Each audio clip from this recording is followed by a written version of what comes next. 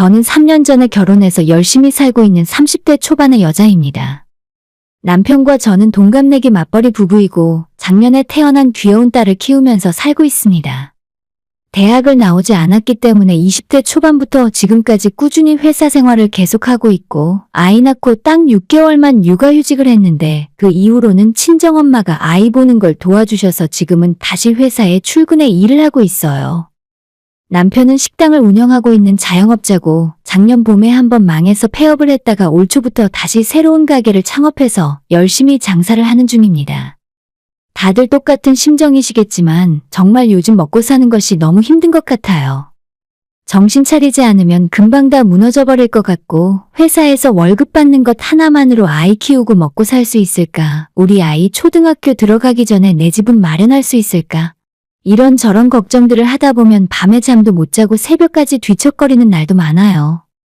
하지만 아무리 걱정해봐야 답이 나오는 것도 아니고 그저 하루하루 열심히 사는 것 말고는 다른 방법도 없는 상황이죠.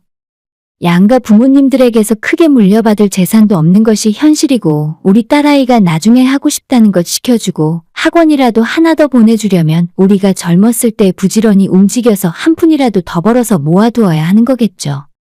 그래서 아이 낳자마자 육아휴직도 딱 6개월만 하고 친정엄마한테 아이 맡기고 회사 나와서 일을 하는 수밖에 없었습니다. 남편은 아침부터 밤늦게까지 식당에서 일을 하고 있고 저도 회사에서 열심히 하고 있으니 앞으로는 조금씩 나아지겠지라는 생각으로 살고 있었어요. 하지만 그런 제 생각과는 다르게 시부모라는 사람들은 자기들 욕심의 본인들은 물론이고 우리 부부와 아이의 인생까지 나락으로 끌어내리려고 하십니다. 뭐 때문에 저희가 이렇게 되었는지 처음부터 이야기해보자면 작년부터 갑자기 아버님께서 사업을 한다고 하면서 시작되었습니다. 시아버지는 평생 구청에서 일을 하신 공무원이셨어요. 정년이 몇 년 남지 않으셨고 이대로 정년 채우고 은퇴하셔서 평생 연금이나 받고 사시면 아무런 문제가 없는 상황이었습니다. 그런데 무슨 바람이 불었는지 갑자기 사업을 하겠다며 작년 초부터 회사를 그만두겠다고 난리를 피우셨습니다. 저희 남편이 이미 장사를 하는 사람이고 개인 사업을 하는 게 얼마나 힘들고 위험한 일인지 알고 있기 때문에 우리 부부 모두 말렸어요. 멀쩡히 공무원 생활 수십 년 잘하시다가 이게 무슨 소리냐고 절대 하시지 말라고 했는데도 아버님은 자신만만해 하셨습니다. 야, 너희들은 먹는 장사하는 애들이 알긴 뭘 알겠니? 내가 구청에서 나랏밥을 꽁으로 먹고 산 줄 알아? 다 사업 아이템이 있으니까 아무 걱정할 필요 없다. 완전히 땅 짚고 헤엄치기나 마찬가지라니까. 아버님께서는 공무원 생활을 하면서 알게 된 인맥으로 주유소에 자동차 용품을 납품하는 사업을 하시겠다 말씀하셨어요. 저랑 남편은 그 말을 듣고 아버님이 너무 사업을 우습게 보는 것 같아 할 말을 잃었고 끝까지 안 된다고 절대 사업할 생각하지 말라고 말렸습니다. 아버님만의 특별한 사업 아이템이 있는 것도 아니에요.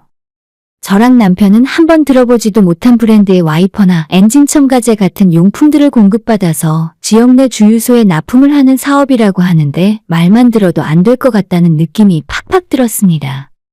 저랑 남편은 몰랐는데 어머님이 말씀하시기로는 예전부터 아버님이 자기 회사를 차리겠다는 말씀을 하도 하는 바람에 이제는 말릴 생각도 없으시다 하더라고요. 처음에 아버님이 우리에게 사업하겠다고 말씀하셨을 때는 남편과 어떻게든 말려보려고 노력했지만 작년 여름 휴가가 끝나자마자 아버님은 진짜로 사직서를 내고 그만두셨고 얼마 후에 번듯한 사무실까지 얻어서 직원을 뽑고 계셨어요. 이제는 말리기는 늦었고 회사 하나 차리는데 돈이 한두 푼 들어가는 것도 아니니까 제발 좀 잘 알아보고 하시라 말씀을 드렸는데 아버님 귀에는 저희가 하는 소리가 전혀 들리지 않았습니다. 일단 사업을 하려면 초기 투자 비용이 있어야 하잖아요. 사무실도 얻어야 하고 직원을 뽑아야 하고 그 사무실에서 쓰는 집기들이나 물건들도 전부 돈을 주고 사와야 하는데 그 금액이 상상을 초월하더라고요. 억은 우습게 넘어가는 큰돈이었는데 가진 재산이라고는 지금 살고 계신 집 한 채가 전부인 시부모님이 무슨 돈이 있어서 사업 자금을 마련하셨는지 의문이었습니다. 그런데 나중에 남편에게 들어서 알게 된 사실은 아버님이 퇴직하시면서 평생 받을 수 있는 연금을 일시불로 땡겨서 수령하셨다고 들었어요. 그 돈이 아버님 어머님 노후자금이나 마찬가지인데 어떻게 저희한테는 아무런 상의도 없이 이런 일을 진행하실 수 있나 싶더라고요. 아무리 말려봤자 소용도 없고 이미 들어간 돈이 많아서 그저 아버님 사업이 잘 풀리길 바라는 수밖에 없었습니다. 결국 시 외곽에 창고도 하나 임대하시더니 거기에 자동차 용품을 꽉꽉 채우기 시작하셨죠. 그런 모습을 옆에서 지켜보는 저도 너무 불안하고 공무원 생활만 오래 하셨던 아버님이 어떻게 사업을 하신다고 하는 건지. 아버님의 평소 성격이 조용하고 낯을 많이 가리시는 분이라서 영업을 잘하실 수 있을지도 모르겠고 괜히 이상한 사람들한테 속아서 사기당하는 건 아닐까 불안했습니다. 아버님의 퇴직금을 다 털어놓고 사업을 준비하는 것 같은데 저러다가 잘못되면 시부모의 노후는 누가 책임지나 싶은 마음이 들어 저 혼자 끙끙 앓았어요. 아버님이 처음 사무실 얻었다고 해서 남편이랑 구경을 간 적이 있었는데 생각보다 너무 넓고 깔끔한 건물이라서 깜짝 놀랐습니다. 그런데 거기 월세가 500만 원이라는 소리를 듣고 한 번 더 크게 놀랐어요. 사무실 월세의 직원을 셋이나 뽑는 중이었고 이런 일을 한 번도 해본 적 없는 아버님이 너무 일을 크게 벌리는 것 같아서 걱정이 되었습니다. 아버님께서는 말수가 적은 대신에 고집이 정말 어마어마하셔서 한번 결정한 마음은 잘 바꾸려 하지도 않았고 무조건 본인 생각이 다 맞다고 하시니까 정말 답이 없었습니다. 남편에게 듣기로는 사무실 보증금이 6천만 원 그리고 내부 집기 마련하는데 2,500만 원이 더 들었다고 했어요.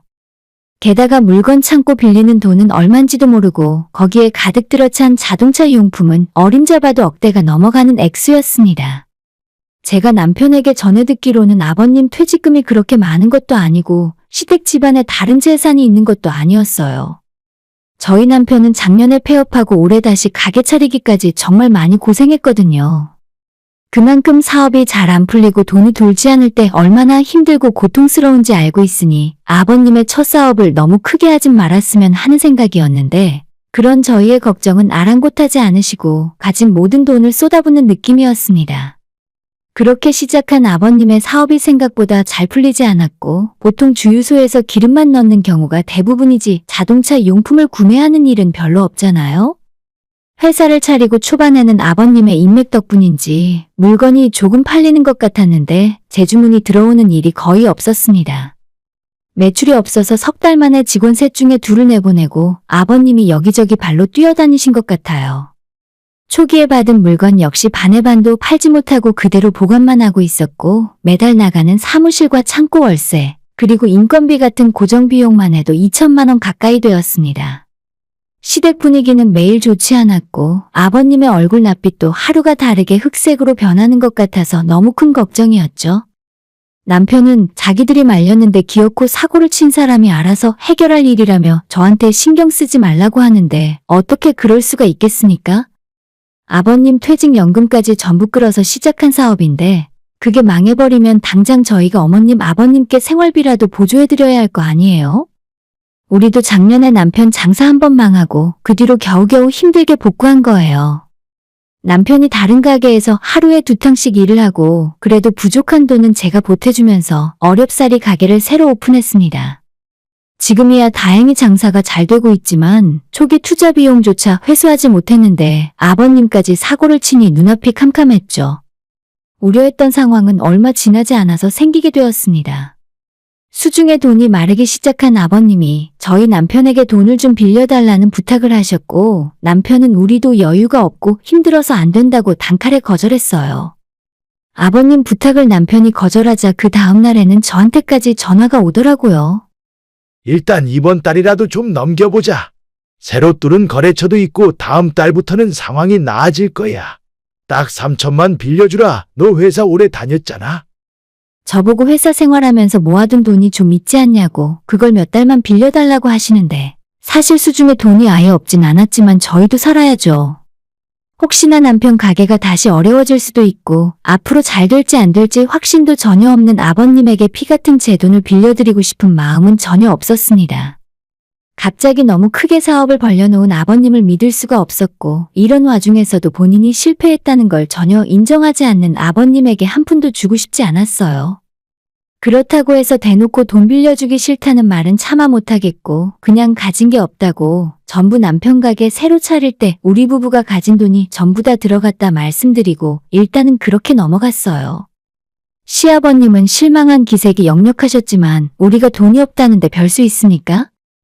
알겠다고 하시고 전화를 끊더니 그 뒤로는 여기저기 친척들에게 돈 빌리러 다니는 것 같았어요. 어차피 우리 힘으로는 아버님을 도와드릴 수도 없었고 알아서 잘하시던지 하루빨리 사업을 때려치우고 손실이라도 줄이시는 게 낫겠다는 생각만 하고 있었는데 바로 지난달 말에 이번에는 시어머니에게서 전화가 왔습니다. 회사를 유지하는데 생각보다 돈이 너무 많이 들어간다면서 지금 사시는 집 담보로 1억을 대출까지 받은 상황이지만 그 돈마저 전부 써버린 지 오래라고 하셨어요. 그러게 일단 작게 시작하셨으면 망해도 그렇게까지 크게 망하진 않았을 텐데 왜 확신도 없이 커다란 사무실이랑 창고부터 덜컥 계약을 하셨는지 모르겠습니다. 아버님 사업이 휘청거리기 시작하고 저와 남편이 외곽에 있는 물건 창고까지 가서 두 눈으로 확인하고 온 적도 있는데 거기에 쌓여있는 물건의 양이 말도 안 되는 수준이었어요. 진짜 막막하고 답도 안 나오는 수준이었는데 그게 전부 지금은 악성재고로 남아있고 그냥 반품하고 사업 그만하시라고 해도 다시 반품조차 할 수 없다 하네요. 이미 저희 아버님에게 물건을 밀어넣은 사람과는 연락조차 되지 않는 상황인데다 제조사에 연락을 해보니 자기들과는 전혀 상관없는 일이라며 알아서 하라는 식이었어요. 한마디로 아버님이 사기꾼에게 완벽하게 당한 거죠. 처음에는 힘들다고 하소연하는 어머님의 말씀을 가만히 들어주면서 대체 얼마나 상황이 답답하셨으면 나한테까지 전화해서 이런 소리까지 하실까 싶었는데 끝까지 들어보니 단순한 고민 상담이 아니었어요. 너희 시아버지 거래은행에서 추가로 대출을 좀 더 받아보려고 하는데 이번엔 담보로 잡을 만한 것도 없고 은행에서는 보증 서줄 사람이 필요하다고 하더구나. 알다시피 나는 직업도 없고 아들을 보증인으로 세우려고 했더니 걔는 새로 가게 차린 지 얼마 되지도 않아서 보증을 설 수가 없대. 결국 회사 다니고 있는 너가 서류 좀 해줘야 할 것 같다. 보증이라니 처음에는 그게 무슨 말인가 싶었는데 잠깐 정신을 차리고 다시 생각해보니 이거 나보고 아버님 사업자금 대출에 연대보증을 서달라는 말이구나 싶어서 그건 조금 곤란할 것 같다고 일단 거절했습니다. 어머님은 제가 걱정하는 부분이 뭔지는 알지만 그래도 가족 일이고 이제 와서 빠뜨린 돈이 얼만데 그냥 망할 수는 없지 않냐고 하시더라고요. 차용증이고 뭐고 제가 원하는 서류는 다 써줄 거고 원한다면 아버님 사업자와 부동산 임대계약서에 제 이름까지 올려줄 수 있다는데 저는 그런 건 하나도 필요하지 않았어요. 세상에 어떤 시부모가 며느리한테 연대보증 서달라는 말을 하는지 모르겠습니다. 일단 제가 보증을 서주면 나중에 사업을 다시 일으켜서 돈을 다 갚고 나면 명품 가방을 사주겠다 하시더라고요. 지금 이 와중에 제가 명품 가방을 받고 싶겠습니까? 사실 예전에 저희 결혼할 때도 시부모님 도움은 받지도 못했어요. 처음에 시댁으로 결혼하겠다 인사드리러 갔을 때 아버님이 대뜸 하시는 말씀이 결혼은 자기들 좋으면 하는 거라며 본인들 능력껏 맞춰서 결혼하라고 하시더니 나중에 보니 진짜 우리 보고 알아서 결혼하라시면서 뒤로 쏙 빠져 계시고 한 푼도 주지 않으셨죠. 집 구하는데 한 푼 보태주신 적도 없으면서 그 와중에 시어머니는 제게 따로 전화하셔서 아무리 너희끼리 하는 결혼이지만 할 건 제대로 해야 한다며 예단은 꼭 챙겨서 보내라고 하시는 바람에 생각지도 않은 예단으로 적지 않은 돈을 썼습니다. 아무것도 못 받아놓고 무슨 예단이냐고 주변에서 다들 한마디씩 했는데 그래도 좋은 게 좋은 거라고 뒤에서 딴소리 나오는 거 싫어서 그냥 딱 기분만 하고 넘어갔었거든요. 거기에 결혼식 할 때는 아버님이 아직 공무원 현직이시라 지인분들이 많이 찾아오셨었는데 그때도 시부모님 앞으로 들어온 축의금은 전부 계산해서 가져가셨습니다.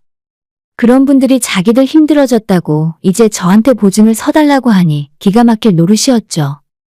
아무튼 이런 이야기를 제게 전화해서 하고 있는 시어머니도 어이가 없었고 본인 일인데 어머님을 앞세우고 뒤에 숨어있는 시아버지도 한심해 보이긴 마찬가지였습니다.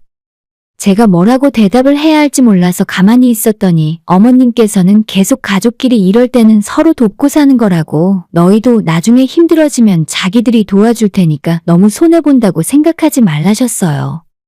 어차피 사업 다시 굴러가면 빚은 금방 다 갚을 거고 보증은 그냥 형식적인 일일 뿐이라며 이번에 만나서 서류에 도장 한 번만 찍어주면 된다고 하셨습니다. 어머님, 저는 진짜 보증은 뭔지 잘 몰라서 못하겠어요. 아버님 사정은 이해하지만 보증은 친정부모님한테도 서는 게 아니라고 하잖아요. 라고 이야기하고 거절하려 했더니 어머님께서 답답하다는 듯 언성을 조금 높이시면서 대출 받은 건 가게 오픈하고 갚아 나갈 텐데 너한테 피해가는 것도 없다고 하시면서 한 번만 더 천천히 생각 좀 해보랍니다. 일단 저는 회사에서 일하는 중이고 전화통화가 너무 길어지는 것 같아서 나중에 다시 이야기하자고 말씀드리고 전화를 끊었어요. 마지막 통화 종료하기 전에 어머님께서 우리 아들한테는 비밀로 해라. 딴 건 아니고 괜히 걱정할까봐 그러지. 라고 하면서 제 입단속까지 시키려고 하시더라고요. 그럼 지금 나보고 시아버지 빚보증을 서라고 시키면서 그런 큰 일을 자기 아들한테까지 비밀로 진행하려고 하신 건가 싶었습니다. 하지만 비밀을 제가 지킬 이유는 단 하나도 없었죠. 그날 밤에 남편이 가게 문 닫고 집에 오자마자 저는 낮에 어머님이 나한테 전화하셔서 아버님 대출 받는 거 연대보증 서달라는 부탁 전화가 왔다고 이야기했더니 남편은 생전 처음 듣는 이야기인지 그게 무슨 말도 안 되는 소리냐고 되묻더라고요. 뭐? 보증? 당신한테 보증서 달라 했다고? 저보고 뭐 다른 이야기 잘못 듣고 오해하는 거 아니냐고 하길래 분명히 똑똑히 들었다고 어머님이 우리는 가족이니까 연대보증 좀 서달라고 하고 당신한테는 비밀로 해달라 하셨다고 이야기했더니 순식간에 남편 얼굴이 울그락불그락해졌어요. 11시가 넘은 한밤중 늦은 시간이었는데 남편은 제게 옷을 입으라고 하더니 바로 시댁으로 차 끌고 넘어갔습니다. 시댁 현관문을 열고 들어가면서 남편이 인사도 생략하고 엄마가 며느리한테 보증 서달라고 했어? 진짜 이게 맞는 거야? 라고 소리를 빽질렀어요. 안방에서 TV 보고 있던 시부모님이 깜짝 놀라서 거실로 나오셨는데 아까 저랑 전화할 때는 당당하게 가족끼리는 그 정도는 해줘야 한다고 하시던 어머님도 본인 아들은 무서우셨는지 꿀먹은 벙어리가 되어서 아무런 말도 없으시고 정작 뒤에서 이 상황을 다 지켜보고 있던 시아버지도 그저 헛기침만 하면서 대답도 못하고 계셨습니다. 남편은 자기가 그동안 장사 2번 하면서 언제 부모님한테 작은 것 하나 도움받은 적이 있냐고 결혼할 때 한 푼도 안 해줬어도 키워준 은혜라 생각하고 서운해하지 않았는데 어떻게 작년에 시집온 며느리한테 빚 보증을 서달라고 시킬 수 있냐고 소리를 질렀어요. 구구절절 남편 말이 다 맞는 말이라 시부모님 그 누구도 뭐라 하지도 못했습니다. 그나마 시어머니가 저를 한번 쓱 째려보시고는 너는 내가 비밀로 해달라고 그렇게 부탁을 했는데 그걸 못 참고 금세 가서 일러 바쳤니? 라고 하셨지만 남편이 지금 그게 중요하냐고 제발 두 분 모두 정신 좀 차리라고 했습니다. 우리가 분명히 사업하지 말라고 몇 번이나 말렸잖아. 잘 알지도 못하면서 연금까지 전부 끌어서 다 말아먹은 게 누군데? 아빠가 사고 친 거니까 두 분이 알아서 수습하시고 제발 우리한테 돈 문제로 연락하지 말아줘. 부모가 되어서 자식한테 도움은 못 될 망정 같이 망하자고? 그리고 저희 두 사람은 시댁에서 빠져나왔어요. 아버님 어머님도 당신들 잘못을 알고 있는지 아들의 그런 모습에 끝까지 제대로 된 변명 한번 하지 못하고 쩔쩔매는 모습이 좀 웃기긴 하더라고요. 남편은 집에 돌아와서 제게 앞으로 시부모가 돈 빌려달라고 해도 10,000원짜리 한 장 줄 필요 없다고 이야기했고 또다시 돈 이야기하면 언제든지 자기한테 이야기하랍니다. 보증 서달라는 말이나 돈 빌려달란 소리를 한 번만 더 하면 그땐 진짜 부모 자식 인연 끊고 안 보고 살 거라 하네요. 당연한 이야기지만 그 이후로 지금까지 한 번도 시부모에게서 연락 온 적이 없습니다. 돈을 여기저기 더 빌리러 다니시는 건지 진짜 돈이 똑 떨어져서 아예 포기를 하신 건지는 모르겠습니다. 그래도 며느리가 된 입장에서 시부모님인데 걱정되는 마음이 없진 않아요. 다만 괜찮으시냐고 제가 먼저 연락하고 물어봤다가 또다시 돈을 빌려달라 하시거나 보증 서달라고 하실까봐 저는 끝까지 모른 척 하고 있으려고요. 남편은 자기 부모니까 어떻게 돌아가는 일인지 소식은 듣고 있을 텐데 우리가 도울 수 있는 뭔가 뾰족한 방법이 없으니 그냥 손 놓고 지켜보는 수밖엔 없는 것 같아요. 아버님이 벌려놓은 사고니까 아버님이 알아서 수습하길 바라는 수밖에요. 지금이라도 빨리 가게 안 하겠다 정리하고 다른 직장 알아보시는 것이 나을 수도 있겠네요. 진짜 이러다 사채빚이라도 끌어다 쓰시는 건 아닐지 모르겠습니다. 후기입니다. 안녕하세요. 처음 사연을 보내고 한 달이 더 지났네요. 결국 아버님은 얼마 전 최종적으로 폐업을 하고 쫄딱 망하게 되셨습니다. 창고에 잔뜩 쌓여있던 물건은 원가 이하로 땡처리 업자에게 넘기셨고 거기에서도 손해를 엄청나게 보신 것 같아요. 다행이라고 하면 모든 것을 전부 정리하고 났더니 개인적으로 아버님께서 친척분들에게 빌린 돈은 거의 다 갚으신 것 같았고 시부모님 사시는 집을 담보로 받은 대출이 2억 정도가 되더라고요. 그 빚이야 나중에 집을 팔고 작은 곳으로 이사를 가시면 어떻게든 해결이 될 테니 큰 걱정은 안 해도 될 것 같고 아버님은 다신 사업 같은 건 하지 않겠다고 말씀하셨어요. 문제는 퇴직연금까지 다 끌었었기 때문에 앞으로 먹고 사는 일이 걱정이라서 아버님께서 새로운 직장을 알아보시는 중입니다. 가만히 공무원 생활을 정년까지 마치셨다면 연금 받으며 편하게 사셨을 텐데 진짜 스스로 사서 고생하는 것도 하나의 재주가 아닌가 싶어요. 아마 저희가 돈을 빌려드리거나 제가 보증을 서드렸다면 아버님의 사무실이 몇 달은 더 버틸 수도 있었겠죠. 하지만 이미 기울어가는 사업을 다시 일으킬 방법은 없었다고 생각해요. 애초에서는 안 되는 일이었고 언제가 됐건 망하는 건 기정사실이나 마찬가지였으니까요. 괜히 아버님에게 사업하라고 바람 넣은 사람들이 원망스럽지만 속은 사람에게도 문제가 있으니 어쩌겠습니까? 아버님께서 빨리 일을 찾으셔서 다시 열심히 사시길 바랄 뿐이에요. 오늘의 사연은 여기까지입니다. 구독과 좋아요, 알람 설정 부탁드려요. 다들 행복하시고 좋은 하루 되세요.